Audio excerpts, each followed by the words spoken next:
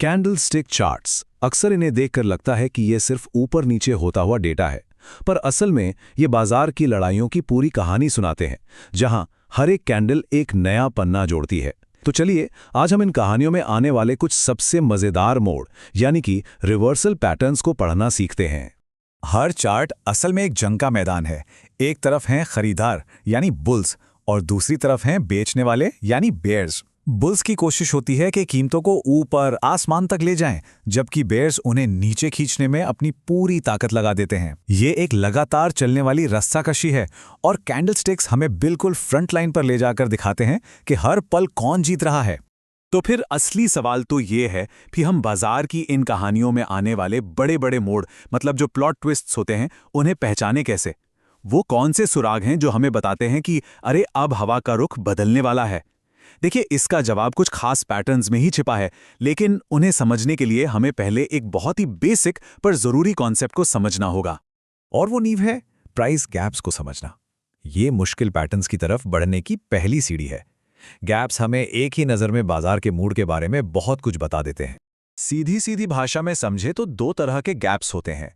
Gap up opening, ये तब होती है जब कोई स्टॉक पिछले दिन जहां बंद हुआ था उससे काफी ऊपर खुलता है। ये खरीदारों के जबरदस्त जोश को दिखाता है। दूसरी तरफ है गैप डाउन ओपनिंग। ये तब होती है जब स्टॉक पिछले दिन की क्लोज से काफी नीचे खुलता है और ये एक साफ इशारा है कि बेचने वाले यानी सेलर्स हावी हैं। यहां देखिए, ये गैप अप ओपनिंग का एक बढ़िया उदाहरण है। जरा ध्यान दीजिए कि कैसे कीमत एक लेवल से सीधे ऊपर की तरफ कूद गई है। ये एक साफ संकेत है कि बाजार खुलते ही खरीदारों ने पूरा कंट्रोल अपने हाथ में ले लिया। और यहां ठीक इसका उल्टा हो रहा है, एक गैप डाउन। कीमत पिछले दिन के क्लोज से नीचे खुली है, जो हमें बता रहा है कि बेचने वाले इतने ज्यादा हैं कि वो कम कीमत पर भी बेचने को तैयार हैं। मतलब एक मंदी का माहौल है।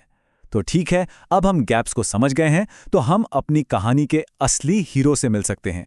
तो हमारा पहला पैटर्न है मॉर्निंग स्टार। इसे ऐसे सोचिए जैसे ये खरीदारों की वापसी की एक 3 दिन की कहानी हो। ये एक बुलिश यानी तेजी का संकेत है, जो गिरते हुए बाजार में उम्मीद के एक किरण जैसा होता है। ये पैटर्न 3 दिनों में सामने आता है।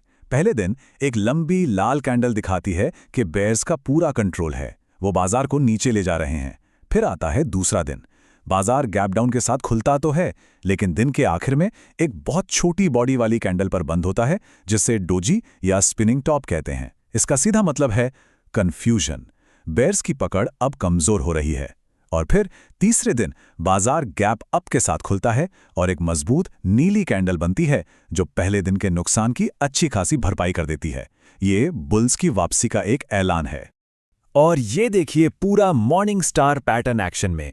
देखा आपने कैसे इन 3 कैंडल्स ने मिलकर एक गिरते हुए ट्रेंड के खत्म होने और एक नए बढ़ते हुए ट्रेंड के शुरू होने का इशारा दिया। ये कहानी का वो मोड़ है जहां पासा पलट जाता है। अब हर हीरो की कहानी में एक विलेन भी तो होता है ना? तो पेश है इवनिंग स्टार पैटर्न।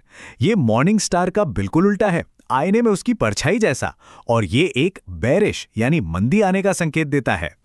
इसकी कहानी भी 3 दिनों की है, लेकिन एकदम उल्टी। पहले दिन एक लंबी नीली कैंडल दिखाती है कि बुल्स का दबदबा है, खूब खरीदारी हो रही है। दूसरे दिन बाजार गैप अप के साथ खुलता है, लेकिन दिन के आखिर में वही डोजी या स्पिनिंग टॉप जैसी कैंडल बनती है। इसका मतलब बुल्स का जोश अब ठंडा पड़ रहा है। और तीसरे दिन एक गैप डाउन के बाद एक बड़ी सी लाल कैंडल बनती है, जो पहले दिन की सारी बढ़त को खत्म कर देती है। ये साफ संकेत है कि अब बेयर्स कंट्रोल में आ गए हैं। एक मजबूत अप ट्रेंड यानी बढ़ते हुए बाजार के बाद ये 3 कैंडल का पैटर्न एक चेतावनी की घंटी की तरह आता है। ये हमें बता रहा है कि ट्रेंड अब पलट सकता है और मंदी का दौर शुरू हो सकता है।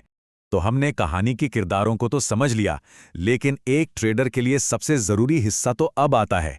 इन पैटर्न्स को पहचानकर इन पर एक्शन कैसे लिया जाए। चलिए, इन्हें कंफर्म करने के लिए कुछ सीधे साधे नियम देखते हैं। मॉर्निंग स्टार पर कोई भी एक्शन लेने से पहले इस चेकलिस्ट पर एक नज़र डाल लेना बहुत ज़रूरी है। पहली शर्त, ये हमेशा एक साफ डाउन ट्रेंड के बाद ही दिखना चाहिए। दूसरा, पहला दिन एक लंबी लाल कैंडल हो। तीसरा, दूसरा दिन गैप डाउन के साथ एक डोजी हो।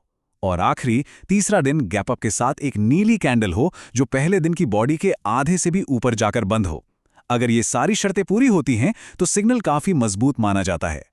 बिल्कुल इसी तरह इवनिंग स्टार के लिए भी एक चेकलिस्ट है। ये एक बढ़ते हुए ट्रेंड यानी अप ट्रेंड के बाद दिखना चाहिए। पहले दिन एक लंबी नीली कैंडल हो, दूसरे दिन गैप अप के साथ एक डोजी और तीसरे दिन गैप डाउन के साथ एक लाल कैंडल जो पहले दिन की कैंडल के आधे से नीचे बंद हो। ये नियम हमें गलत सिग्नलों से बचाने में मदद करते हैं। लेकिन एक बात याद रखिए, असली मकसद इन पैटर्न्स को रटना नहीं है। असली खेल तो हर कैंडल के पीछे की सोच को, मतलब खरीदारों और बेचने वालों की साइकोलॉजी को समझना है। एक बार जब इस सोच को पढ़ना आ जाता है तो फिर कोई भी चार्ट समझना आसान हो जाता है। ठीक वैसे ही जैसे एक बार गाड़ी चलाना सीख लिया तो फिर कोई भी गाड़ी चलाई जा सकती है। तो अब इन कहानियों को पढ़ने की बारी हमारी है।